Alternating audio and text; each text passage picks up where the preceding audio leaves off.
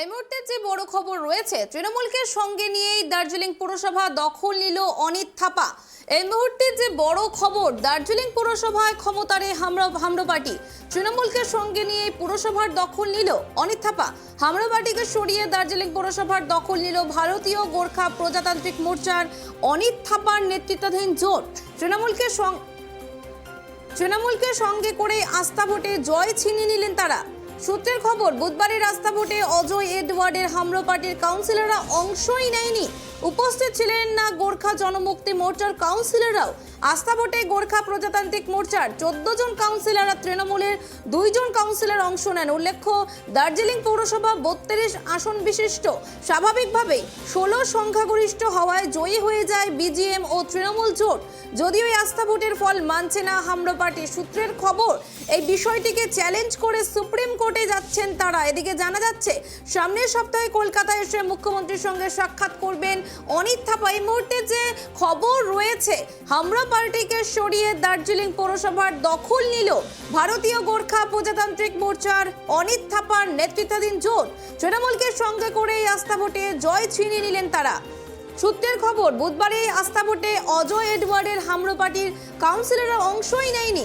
কিন্তু এরপরে বুধবারের আস্থা ভোটে অজয় এডওয়ার্ডের হামরা পার্টির এই মুহূর্তে আরো বিস্তারিত জেনে নেব আমাদের প্রতিনিধি পাপুল মুর্মুর কাছ থেকে। পাপুল, আমরা এর আগেও জেনেছি যে আস্থা ভোট আনার কথা ছিল, সেখানে আজকে হামরা পার্টি এই পৌরসভায় আস্থা ভোটে যোগদানই করেননি। বিস্তারিত তোমার কাছ থেকে শুনবো।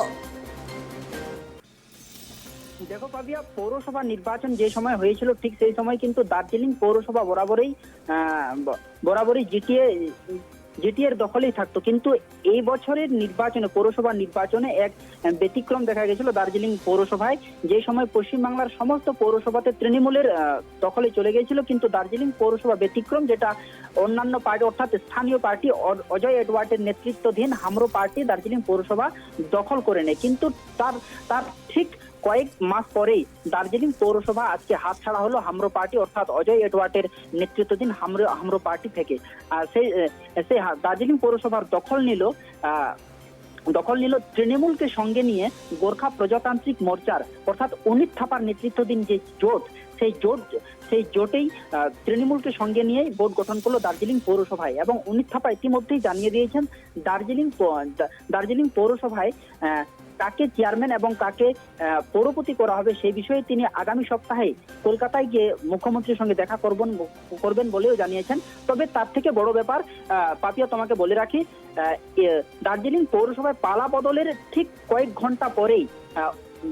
ঘন্টা পরেই বিনয় তামাং, তিনি তৃণমূল থেকে পদত্যাগ করেছেন। বিনয় তামাং এক সময় অর্থাৎ বিমল গুরুং এর ঘনিষ্ঠ বলে পরিচিত ছিলেন বিনয় তামাং। তিনি কিন্তু বিমল গুরুং পর থেকেই জেটি এর দায়িত্বে পেয়েছিলেন বিনয় তামাং।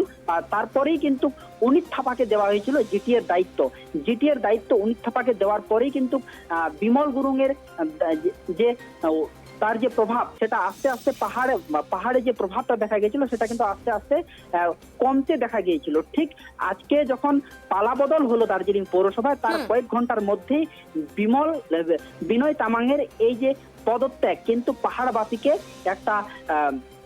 পাহাড়বাসী অর্থাৎ তৃণমূলের পক্ষে এটা একটা, যদিও তৃণমূল পাহাড়ে ক্ষমতা লাভ করেছে দার্জিলিং পৌরসভায়, তার সঙ্গে সঙ্গে একটা শকিংও পেয়েছে। সেটা হচ্ছে বিনয় তামাং তৃণমূল থেকে পদত্যাগ করেছেন। পাপিয়া, কিন্তু পাপুল, আমাদের কাছে যে খবর রয়েছে, এই আস্থা ভোটে কিন্তু হামরা পার্টি কাউন্সিলররা যোগদানই করেননি। কেন তারা আসেননি? কিন্তু তারপরে আবার তারা সুপ্রিম কোর্টে যাবে, কি বিষয়? এই বিষয়টা শুনবো তোমার কাছ থেকে। একেবারেই পাপিয়া, দার্জিলিং পৌরসভা 32 আসনের দার্জিলিং পৌরসভায় আজকে যে আস্থা ভোট ছিল, আস্থা ভোটে আজকে 16 জন কাউন্সিলর অংশগ্রহণ করেছেন। 14 জন গোর্খা প্রজাতান্ত্রিক মোর্চার এবং 2 জন তৃণমূলের কাউন্সিলর ছিলেন। এরা আজকের অনাস্থা ভোটে অংশগ্রহণ করেছেন। অজয় ওয়ার্ডের নেতৃত্বাধীন যে হামরা পার্টি ছিল, সেই হামরা পার্টি কিন্তু তারা জানিয়েছে এটা তৃণমূল অর্থাৎ গোর্খা প্রজাতান্ত্রিক মোর্চা তারা অনিয়ম মাফিক তারা এই বোর্ডটি দখল করেছে এবং এই বোর্ডটি দখল করার তারা যে কারণকে না দেখাতে পেরে হামরো পার্টির যে চিফ অর্থাৎ অজয় এডওয়ার্ড ইতিমধ্যেই জানিয়ে দিয়েছেন তারা এই দার্জিলিং পৌরসভার দখলকে কেন্দ্র করে তারা সুপ্রিম কোর্টে যাবেন বলেও জানিয়েছেন। তবে দার্জিলিং পৌরসভায় যে 32 আসন রয়েছে সেই 32 আসন দার্জিলিং পৌরসভার নির্বাচনের সময় 12টি আসনে অজয় এডওয়ার্ডের নেতৃত্বাধীন হামরো পার্টি এবং গোর্খা প্রজাতান্ত্রিক মোর্চার 14টি এবং তৃণমূলের 2 জন কাউন্সিলর জয়ী হয়েছিল। যদিও 32 আসনে 18টি সিট পেয়ে হামরো পার্টি পৌর ভোট দখল করেছিল অর্থাৎ দার্জিলিং পৌরসভা দখল করেছিল। আজকে তৃণমূলকে সঙ্গে নিয়ে যখন উনিত থাপা দার্জিলিং পৌরসভা দখল করলেন ঠিক তার আস্থা ভোটকে চ্যালেঞ্জ করে সুপ্রিম কোর্টে যাওয়ার কথা বলেছেন অজয় এডওয়ার্ড অর্থাৎ হামরো পার্টির চিফ অজয় এডওয়ার্ড। অর্থাৎ পাহাড়ের যে রাজনীতি আমরা বরাবরই দেখেছি পাহাড়ের রাজনীতিতে একটি দলেই ক্ষণস্থায়ী দীর্ঘস্থায়ী ছিল।